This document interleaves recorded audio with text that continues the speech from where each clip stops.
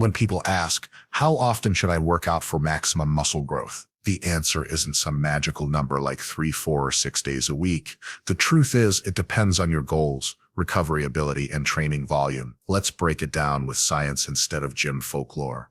First, muscle growth doesn't care how often you show up to the gym. It cares about total weekly training volume.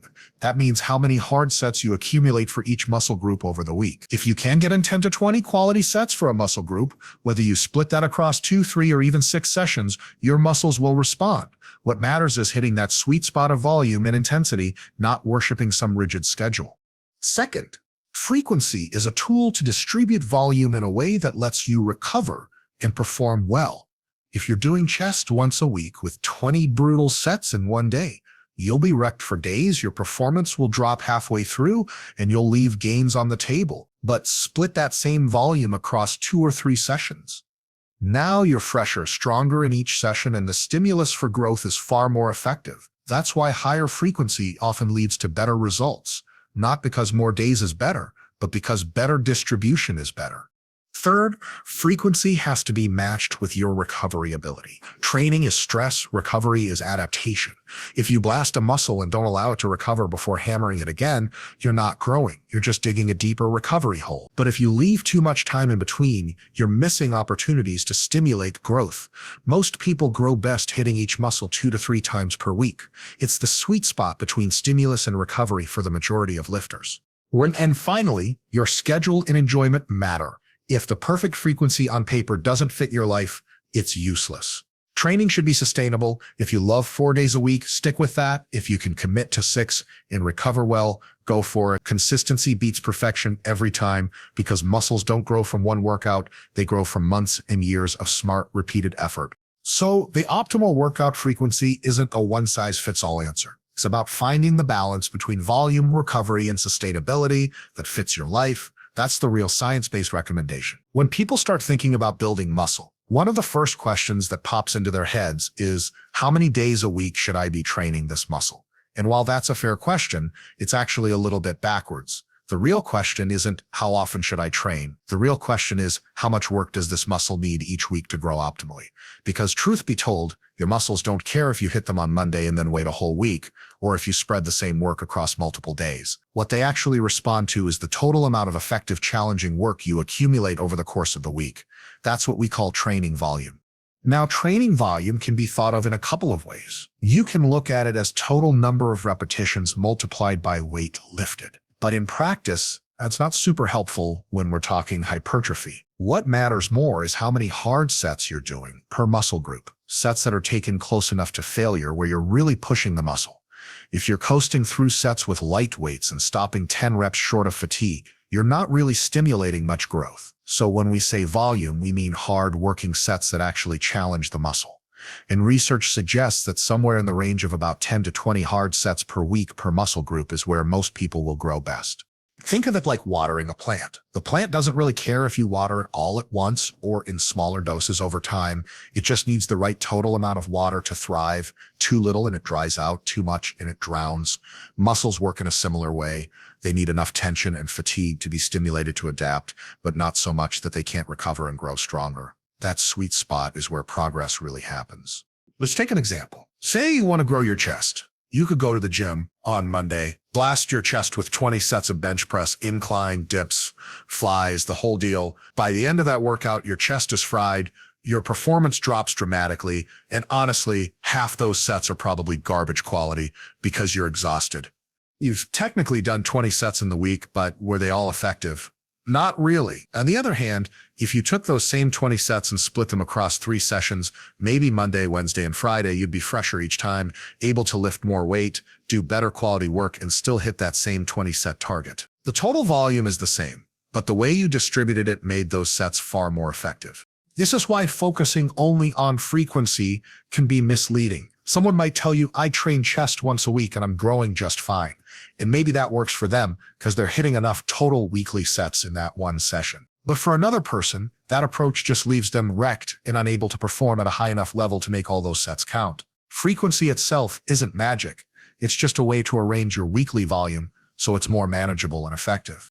Now, it's also important to point out that volume is highly individual. Some people grow great on the lower end of that range, maybe 10 sets per muscle group per week, especially beginners who don't need as much stimulus to adapt. Others, like more advanced lifters, might need closer to 20 or even more in some cases because their muscles are more resistant to growth and need a bigger stimulus to keep adapting. So the range isn't arbitrary, it's flexible. You have to find your sweet spot within it by experimenting and adjusting based on your recovery and progress.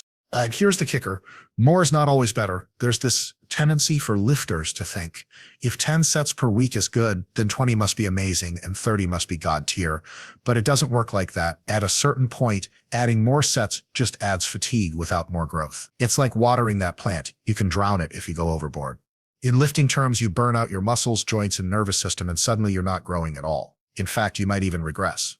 So the principle here is simple but powerful. Focus on how much total weekly volume you're doing per muscle group, not just how many times you walk into the gym. If you're consistently hitting that 10 to 20 set range with good effort, proper form, and progressive overload, you're giving your muscles what they need to grow. How you distribute it, whether you hit a muscle once a week, twice a week, or even 4 times a week, matters less than whether you're getting that total effective work in.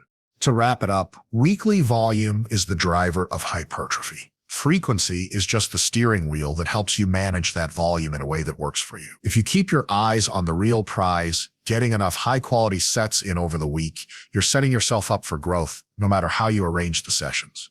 When it comes to building muscle, one of the most overlooked ideas is how you actually spread out your training over the week. People often ask, is training a muscle once a week enough? Or do I need to hit it every day? And the honest answer is that frequency itself isn't some magic growth hack. What it actually does is help you spread your training volume, the total amount of work across multiple sessions, so that the quality of your sets goes up and your ability to recover between sessions improves. That's why frequency matters. Not because doing chest twice a week is inherently superior to once a week in some cosmic law of hypertrophy, but because dividing your workload across sessions means each set is more effective. Think about it like this. Let's say you've got 15 sets of back training to do in a week. You can technically cram them all into one brutal back day. You start with pull-ups. They feel strong. You move into rows, then deadlifts, maybe some pull-downs. By the 10th set, you're already feeling like your grip is gone, your lower back is torched, and the quality of your reps is tanking. The last 5 sets are technically still work, but the stimulus they provide is lower because you're so fatigued that you can't produce the same level of force. Now, contrast that with splitting those 15 sets into 2 or 3 sessions. Instead of dying halfway through a marathon workout, you show up fresh each time, hit higher weights or more reps, and maintain better form. The end result, the total stimulus across the week is stronger, even though the number of sets hasn't changed. That's the real power of frequency. It allows you to make your volume actually count. This is especially important when you think about how muscles grow. Hypertrophy is stimulated by mechanical tension, basically, your muscles being asked to contract forcefully under load. But once you're fatigued, your ability to generate that tension plummets. Sure, you're still moving the bar, but the quality of that stimulus is just lower. By distributing your volume over multiple sessions, you avoid those long stretches of junk volume where you're basically just going through the motions. You maximize high-quality tension-producing sets instead. Another way to look at it is through recovery. If you hammer a muscle with a massive session and then let it sit for a whole week, the early part of that recovery period is useful. You're adapting and growing. But after a few days, that muscle is already recovered and ready to be trained again, yet you're leaving it untouched until the next chest day or back day rolls around. That's wasted opportunity. By training more frequently, you're taking advantage of the fact that muscles recover in about 48 to 72 hours for most people. That means you can stimulate growth multiple times in a week, not just once, while still respecting recovery. Frequency in that sense is really about efficiency, making sure you're not wasting time between growth opportunities.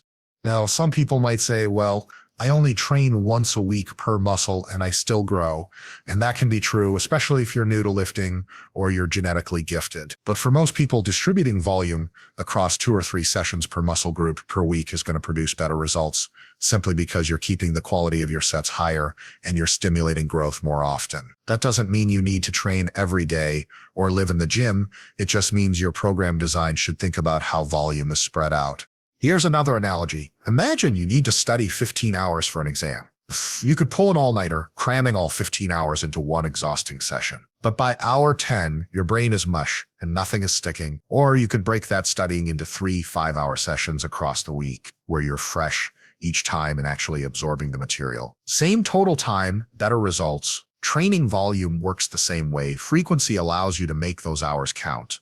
One more critical point here is fatigue management. High-frequency training isn't about being hardcore, it's about being smart with fatigue. The more fatigue you accumulate in a single session, the less effective those later sets become. By spreading the work, you manage fatigue so you can perform at a higher level consistently. This is why advanced bodybuilders, strength athletes, and even casual lifters who want to maximize muscle growth often end up hitting each muscle 2 to 3 times a week. It's not random, it's simply a way to manage volume better. Of course, there's a practical side to this too. If you can only train 3 times a week, you'll need to do full body sessions where each muscle gets a smaller dose but still adds up across the week. If you can train 6 times a week, you might use an upper-lower split or push-pull leg structure to spread volume out. Both approaches work, as long as you respect the principle frequency as the tool to distribute your weekly workload in a way that keeps quality high and recovery in balance. So, at the end of the day, frequency isn't some mystical secret. It's simply a lever you can pull to make sure your training volume, the true driver of muscle growth, is performed at a high enough quality to actually make you bigger and stronger. If you're hitting enough total sets but finding yourself gassed out halfway through workouts or feeling sore for too long, then higher frequency might be exactly what you need. Not because frequency itself is special, but because it makes your volume more effective. That's the science-based way to think about it. One of the most important and often most misunderstood aspects of training for muscle growth is the relationship between stimulus and recovery. People love to talk about the workouts themselves. What exercises, how many sets, how many days, but they often forget that lifting weights is only half the equation. The other half, the side that actually makes you grow, is recovery. Training is what stimulates growth. Recovery is where the growth actually happens. If you don't strike a balance between the two, you either end up spinning your wheels or worse, moving backwards. Think about what happens when you lift. Every hard set you do is stress placed on the muscle and the nervous system. That stress creates microscopic damage to muscle fibers. It drains energy stores. It taxes your connective tissue, and it generates fatigue. That's not a bad thing. It's exactly what we want because that stress tells your body, hey, this load was hard. Next time we'd better be stronger, bigger, or better prepared. That's the signal for adaptation. But here's the kicker. If you don't allow enough recovery between those training sessions, the signal gets lost. Instead of adapting upward, your body just stays fatigued. You're not building muscle. You're just digging a deeper hole. On the flip side, if you wait too long before training a muscle again, you're missing opportunities. Muscles don't stay in a heightened state of adaptation forever. Once they recover, they're ready to be trained again. If you just let them sit there for days or weeks without another stimulus, you're leaving growth on the table. This is why hitting a muscle once a week can work, but for most people, training it 2 or 3 times per week is better. It allows you to strike that balance, enough recovery to actually heal and adapt, but not so much downtime that you're wasting time where you could be growing.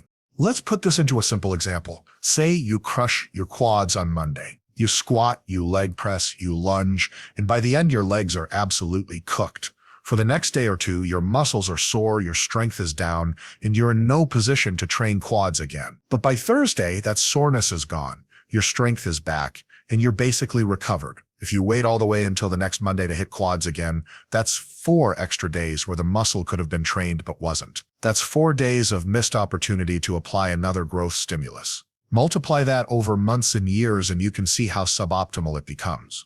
Now, here's where things get tricky. Some people hear this and think, great, I'll just train every muscle every single day, so I'm always hitting that stimulus. But that doesn't work either. Remember, recovery isn't optional. If you don't give muscles at least 48 hours or so to bounce back from hard training, you're just hammering them while they're still fatigued. And muscles don't grow in a fatigued state. They grow when they've recovered from fatigue, so hitting them too soon after a session just interferes with the recovery process. It's like trying to refill your gas tank while you're still driving full speed down the highway. It just doesn't work. The sweet spot for most people ends up being somewhere around 2 to 3 times per week per muscle group. This lets you apply enough stress to create a growth signal, but also gives you enough recovery between sessions so that you're fresh enough to hit it hard again. And here's an important detail: that balance is not the same for everyone. Beginners often recover faster because they're not lifting as heavy or generating as much total fatigue. Advanced lifters push more weight, create more muscle damage, and often need more recovery time. So while a beginner might be able to handle 3 or even 4 sessions per week for a muscle, an advanced lifter might top out at 2.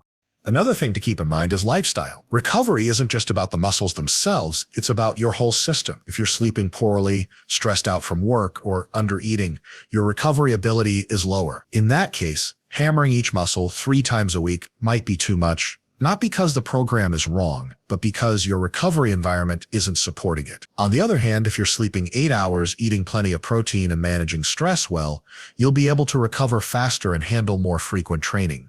This is why finding the balance between stimulus and recovery is as much about your personal situation as it is about the science. There are general guidelines. Most people will grow best hitting each muscle group 2 to 3 times per week, but you have to adjust based on how you respond. If you're sore for 5 days after training and your performance is dropping, you're pushing stimulus too hard and not allowing enough recovery. If you feel fresh and strong, but you're only hitting a muscle once every 10 days, you're probably leaving growth opportunities on the table. At the end of the day, the most productive training frequency is the one that consistently allows you to push hard, recover, and then push hard again. That cycle of stress and recovery is what builds muscle. Too much stress without recovery and you stall. Too much recovery without stress and you stall. The magic happens in the balance between the two, and that's why for the vast majority of lifters, 2 to 3 exposures per muscle per week is where growth is maximized. It's not about being hardcore, it's not about being lazy. It's about being smart enough to respect the biology of how muscles actually grow. One of the biggest mistakes people make when it comes to designing their training is thinking only about what looks perfect on paper. They'll sit down, read a study, look at some fancy training split and think, oh, this is the ultimate, most optimal way to train for muscle growth. And maybe on paper it is. But here's the problem. If you can't stick with it consistently, it doesn't matter how optimal it looks. Muscle growth isn't about the best program for 6 days. It's about the best program for 6 months, 6 years, and beyond. Sustainability beats short bursts of perfection every single time. Let's take an example. You hear that training 6 days a week with a push-pull legs split is amazing. And you know what? It really can be. It distributes volume well, it lets you hit each muscle 2 to 3 times a week, and it's backed by science. But if you're someone with a busy job, kids, school, or other responsibilities, can you really commit to 6 days a week, every week for months on end? For most people, the answer is no. Maybe you do it for a week or 2, maybe even a month. But eventually life gets in the way. You start missing sessions, falling behind, and before you know it, you're not following the program at all. That's not sustainability. That's burnout disguised as discipline. On the other side of things, maybe you're training only twice a week because that's all your schedule allows. Is that less than optimal on paper? Sure, maybe you're not hitting the upper end of what's possible in terms of volume and frequency. But if those 2 sessions are high quality, consistent, and something you can maintain week after week, guess what? You're going to make real progress. Because consistency over time is what builds muscle, not the fantasy of the perfect split you can't actually do. Sustainability also has a psychological component. Training should be something you enjoy, not something you dread.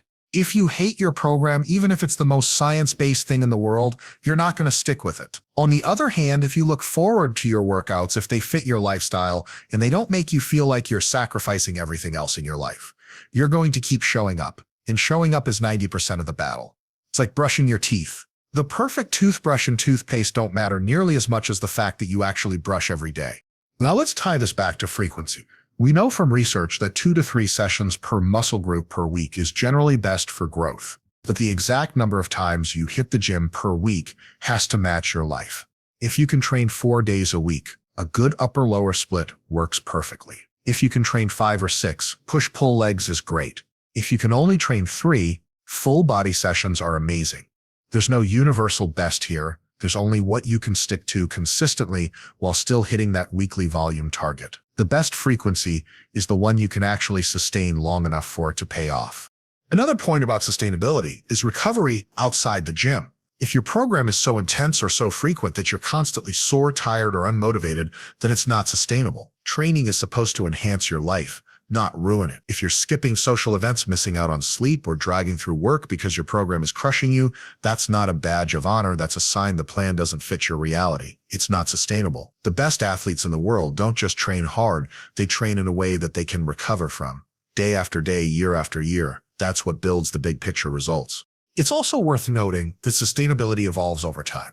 When you're young, single, and have endless energy, maybe you can train 6 days a week and love it. But later, when you've got more responsibilities, maybe 4 days is more realistic. That doesn't mean you failed or that you're doing less. It just means your program evolved to stay sustainable with your current life. The worst thing you can do is cling to an ideal that doesn't fit your situation anymore. Flexibility is part of sustainability.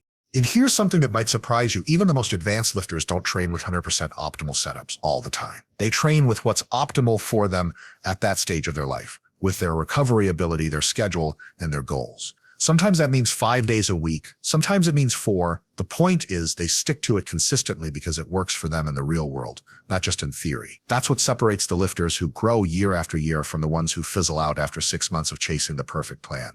So sustainability isn't the sexy answer. It's not as exciting as saying the secret is exactly 12 sets of chest on Monday, 10 on Thursday, and never skipping leg day. But it's the truth. The science tells us there are ranges for what works. The art is fitting those ranges into your life in a way that you can actually do, not just for weeks, but for years. If you can do that, your consistency compounds and your results speak for themselves. At the end of the day, the most optimal program isn't the one that looks best on paper. It's the one you can do consistently, recover from properly, and enjoy enough to stick with long term. That's the real secret to muscle growth, and it's something far too many lifters overlook. Sustainability isn't just part of the process. It is the process.